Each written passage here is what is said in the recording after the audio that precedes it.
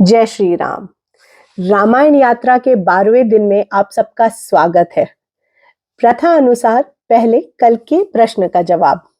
तो कल हमने आपसे पूछा था कि शिशुपाल कौन है। जवाब है कि शिशुपाल श्री कृष्ण के बुआ के बेटे हैं। जब वो पैदा हुए थे तो उनकी 3 आंखें थी और 4 हाथ थे। इसके आगे की कहानी हम आपको अपने महाभारत सीरीज में बताएंगे। अब प्रारंभ करते हैं अपनी रामायण यात्रा। आज हम बात करने वाले हैं 3 ऐसे किरदारों के बारे में जिनके नाम शायद पन्नों में कहीं खो गए हैं, पर जिनका सहयोग ना होता तो शायद रामायण ऐसी ना होती। 3 किरदार जिन्होंने वन में ना जाते हुए भी शायद वनवास से बड़ी कठिन जिंदगी जी, जो 14 साल उनके लिए भी अविस्मरणीय है। जो 14 साल उन्होंने क्या कष्ट देखे उसके बारे में तो किसी ने बात ही नहीं की।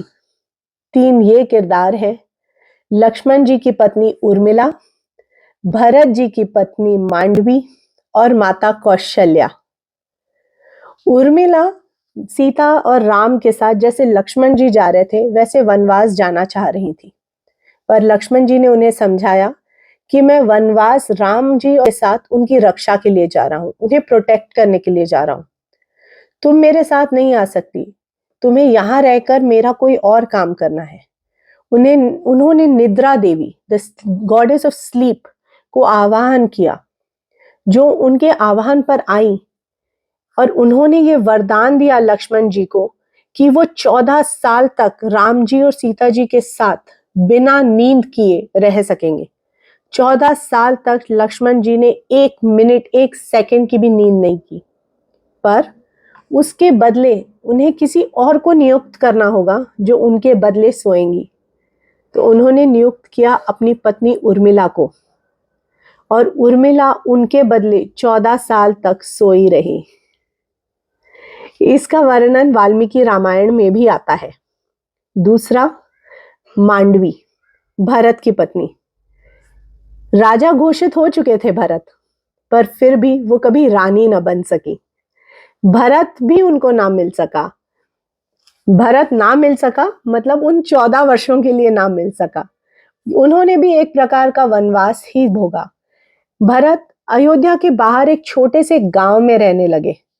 उन्होंने कभी भी अयोध्या पे राज नहीं किया। उन्होंने राम जी की चरण पादुकाएं रखकर सिर्फ अयोध्या का कारभार संभाला।